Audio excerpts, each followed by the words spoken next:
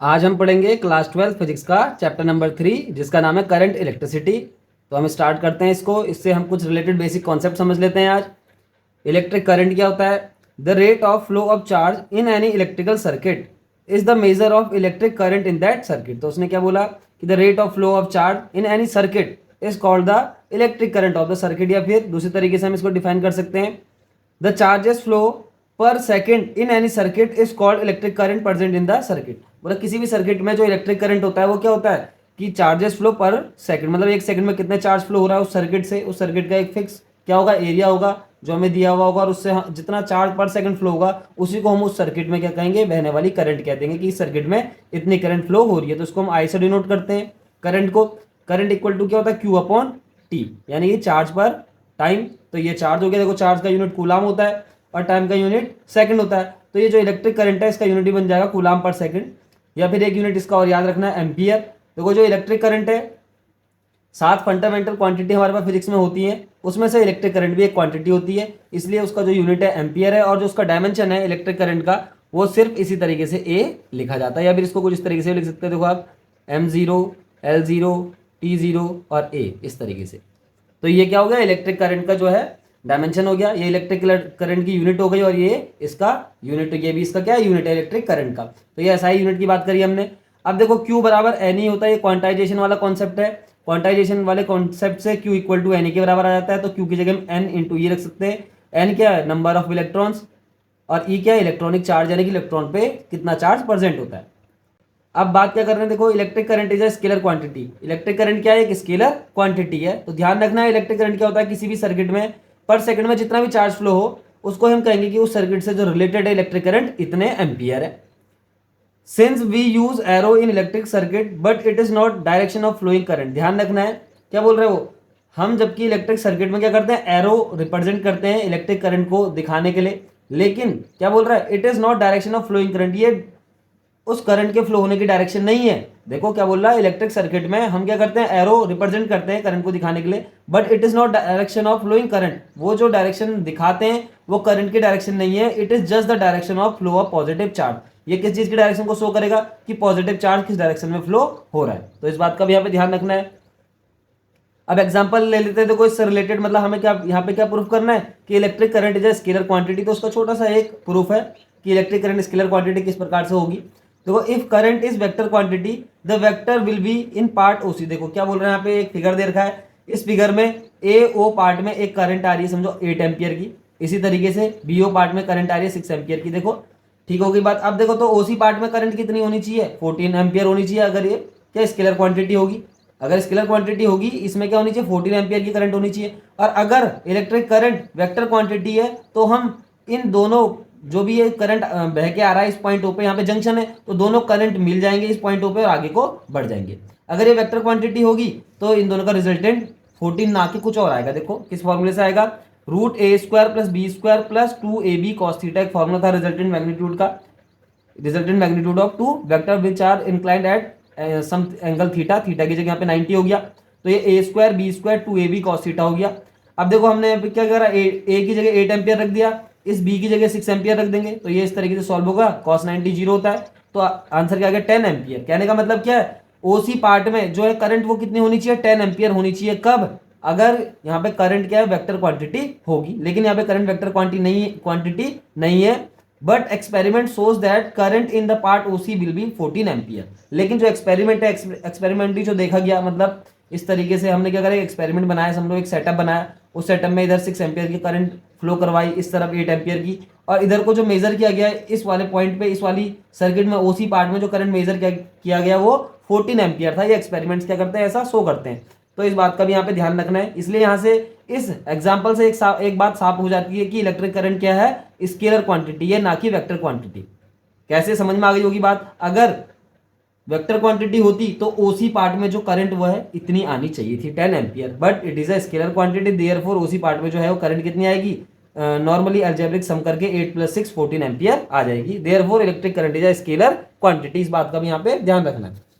अब हम instant value of current देख लेते हैं। इंस्टेंट वैल्यू ऑफ करंट कैसे फाइंड आउट करेंगे। पहले इंस्टेंट वैल्यू ऑफ करंट का मतलब क्या है कि एट अ पर्टिकुलर टाइम हम क्या कर रहे हैं, किसी सर्किट में करंट को फाइंड आउट कर रहे हैं। तो आई इक्वल टू किस तरीके से निकलेगा, limit delta T tends to 0 delta Q by delta T. Delta Q क्या है? Delta Q the charge flowing in the circuit in the time interval delta T. अगर ऐसा टर्म कहीं पे ऐसा एक्सप्रेशन आ जाए, लिमिट का हम ऑपरेशन लगा दे डेल्टा के टर्म में, तो वो डिफरेंशिएशन के साइन में चेंज हो जाता है। तो हम बोल सकते हैं the instant value of current I equal to the differentiation of charge with respect to time. तो इस चीज का यहाँ पे ध्यान रखना है हमें। अब हम बात करते हैं करंट डेंसिटी की। करंट डेंसिटी क्या होता है?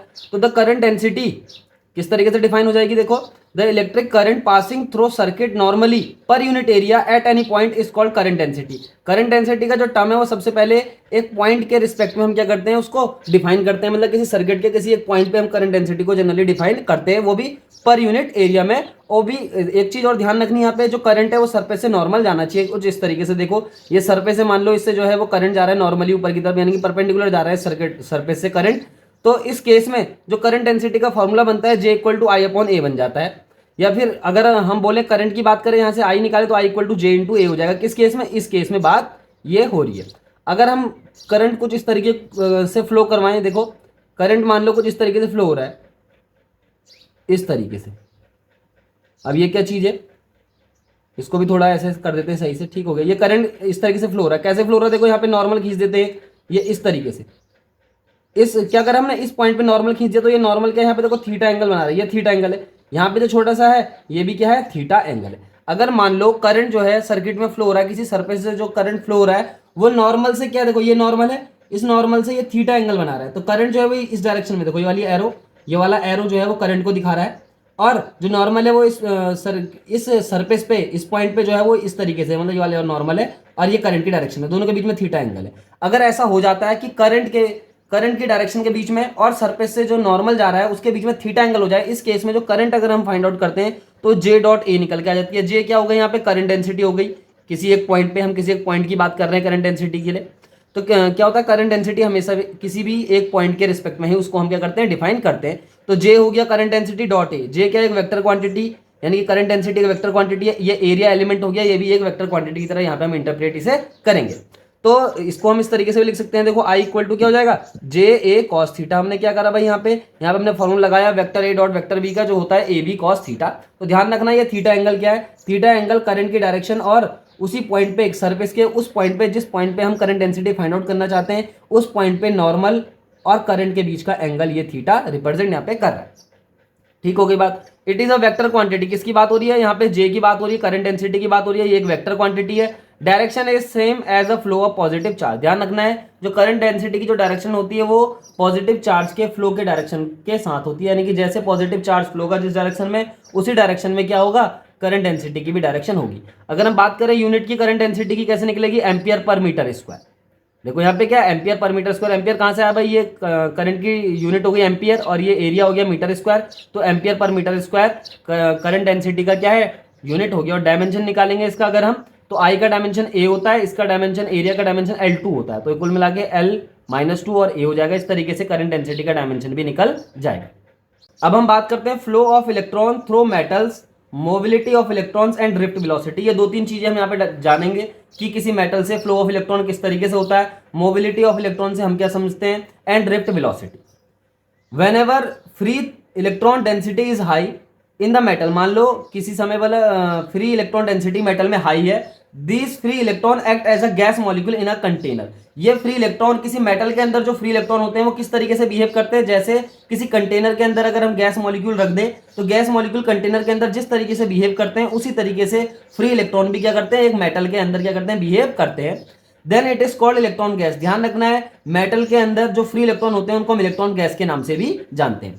This free electron moves in a free space between the bound positive ion in metal. ध्यान रखना है, जो ये फ्री इलेक्ट्रॉन होते हैं ये क्या करते हैं, ये फ्री स्पेस में, जो हमारा मेटल है, मेटल में जो पॉजिटिव चार्ज है, क्योंकि पॉजिटिव चार्ज ज्यादातर क्या रहता है, मैक्सिमम क्या रहेगा, वो बाउंड रहता है। तो जो बाउंड पॉजिटिव चार्ज के बीच में जो इंटर एटॉमिक स्पेस या फिर इंटर मॉलिक्यूलर जो स्पेस होता है, उसमें फ्री इलेक्ट्रॉन क्या करते हैं, मूवमेंट करते रहते हैं। इसलिए लिखा है these free electron moves in free space between the bound positive ion in the metal and velocity of free electron is depends only the temperature of the metal। ये भी ध्यान रखना है, जो velocity of free electron है metal में, जो velocity होती है फ्री इलेक्ट्रॉन की, किस पे डिपेंड करती है, टेम्परेचर ऑफ मेटल पे डिपेंड करती है। मेटल का टेम्परेचर जितना हाई होगा उतने ही हाई वेलोसिटी से फ्री इलेक्ट्रॉन उसके अंदर मूवमेंट करेंगे। जैसे हम एक गैस की बात करी मैंने, गैस को जब हम कंटेनर में रखते हैं तो जैसे जैसे उस कंटेनर का टेम्परेचर बढ़ता चला जाएगा वैसे वैसे गैस मॉलिक्यूल ज्यादा वेलोसिटी से क्या करेंगे, मूवमेंट उस कंटेनर के अंदर करना स्टार्ट कर देंगे। ठीक इसी तरीके से मेटल के अंदर जो फ्री इलेक्ट्रॉन होते हैं वो भी हाई टेम्परेचर के कारण हाई वेलोसिटी से मूवमेंट करते हैं। And it is called thermal velocity of the free electron. ध्यान रखना है जिस वेलोसिटी की हम यहाँ पे बात कर रहे हैं, इन इलेक्ट्रॉनों की इस वेलोसिटी को, फ्री इलेक्ट्रॉन की इस वेलोसिटी को हम थर्मल वेलोसिटी कहते हैं, because it depends only on the temperature of the metal. और जो इसका ऑर्डर होता है थर्मल वेलोसिटी के इलेक्ट्रॉन जो है हमारे पास, फ्री इलेक्ट्रॉन जो है उनकी थर्मल वेलोसिटी का जो ऑर्डर होता है 10⁵ मीटर पर सेकेंड होता है। The average thermal velocity of all electrons is zero. ये भी ध्यान रखना है किसी मेटल के अंदर जो एवरेज थर्मल वेलोसिटी अगर हम सारे इलेक्ट्रॉन की एवरेज थर्मल वेलोसिटी निकालें तो वो जीरो निकल के अपने आप आ जाती है। The free electron in the conductor under the influence of external electric field moves with a constant average velocity. ध्यान रखना ये जो फ्री इलेक्ट्रॉन है, अभी तक तो जो हमने बात करी वो मेटल की बात करी, मेटल के अंदर फ्री इलेक्ट्रॉन किस तरीके से बिहेव करते हैं when any external field is not applied, मतलब जब कोई एक्सटर्नल फील्ड वहां पे नहीं प्रेजेंट है उस केस में जो इलेक्ट्रॉन है वो किस तरीके से मूवमेंट करेंगे। हम किसकी बात करें, फ्री इलेक्ट्रॉन की। फ्री इलेक्ट्रॉन मूवमेंट किस तरीके से करेंगे, जैसे कंटेनर के अंदर गैस मॉलिक्यूल मूवमेंट करते हैं उसी तरीके से फ्री इलेक्ट्रॉन मेटल के अंदर मूवमेंट करेंगे। अगर हम एक्सटर्नल इलेक्ट्रिक फील्ड लगा दे, जैसे यहाँ पे इसने बोला है the free electron in the conductor under the influence of external electric field. External electric field का मतलब क्या है कि हमने उसे एक एक्सटर्नल सोर्स से जोड़ दिया, एक बैटरी से हो सकता है, एसी करंट का भी उसको हम क्या कर सकते हैं, यूज वहां पे कर सकते हैं। तो एक्सटर्नल इलेक्ट्रिक फील्ड जैसे हम अप्लाई कर देते हैं मेटल पे, फ्री इलेक्ट्रॉन क्या करते हैं, moves with a constant average velocity. उस मेटल के अंदर जो फ्री इलेक्ट्रॉन होंगे under the influence of external electric field moves with a constant average velocity. This constant unidirectional average velocity of electron is called drift velocity. ध्यान रखना है this constant unidirectional average velocity of electron is called drift velocity of the electrons inside the metal. जब भी मैंने यहाँ पे क्या बोला, हमारे पास एक कंडक्टर है, मान लो एक थोड़ा सा फिगर बना के समझते हैं। देखो हमारे पास ये फिगर है इस तरीके से, ये हमारे पास एक कंडक्टर है। इस कंडक्टर पे मान लो हमने क्या करा, एक्सटर्नल इलेक्ट्रिक फील्ड अप्लाई कर दिया इस डायरेक्शन में। ये एक्सटर्नल इलेक्ट्रिक फील्ड हमने यहाँ पे इस डायरेक्शन में अप्लाई कर दिया। इनिशियली इसके अंदर जो इलेक्ट्रॉन थे, एक दूसरा केस लेते हैं पहले, एक हमारे पास दूसरा केस मान लो हमारे पास ये है मेटल, फिर से हमने कंडक्टर ले लिया। इस कंडक्टर के अंदर इनिशियली यहाँ पे कोई भी एक्सटर्नल फील्ड प्रेजेंट नहीं है, यहाँ पे मैं कोई एक्सटर्नल फील्ड नहीं लगा रहा हूँ। तो इस केस में जो इसके अंदर इलेक्ट्रॉन होंगे वो क्या करेंगे, इधर उधर रैंडम मोशन करेंगे, कोई इधर को जाएगा, कोई ऐसे जाएगा, कोई इलेक्ट्रॉन इस तरीके से जाएगा, कोई इलेक्ट्रॉन इस तरीके से जाएगा। इसलिए इनकी जब हम average thermal velocity find out करते हैं तो जीरो आ जाती है।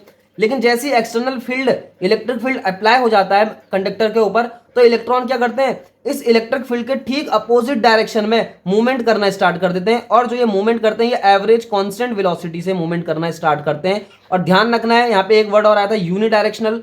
यूनिडायरेक्शनल का मतलब क्या होगा कि इलेक्ट्रॉन जो है एक ही डायरेक्शन में मूवमेंट यहाँ पे करते हैं। इसीलिए उसने लिखा है this constant unidirectional average velocity of electron is called drift velocity of the electron inside the metal when the external electric field is applied. ये सारी जो बात हुई है यहाँ पे एक्सटर्नल इलेक्ट्रिक फील्ड अप्लाई करने की बात हुई है। तो एक बार इसको दोबारा पढ़ते हैं ध्यान से। The free electron in the conductor under the influence of external electric field moves with a constant average velocity. This constant unidirectional average velocity of electrons is called the drift velocity of the electrons for any conductor.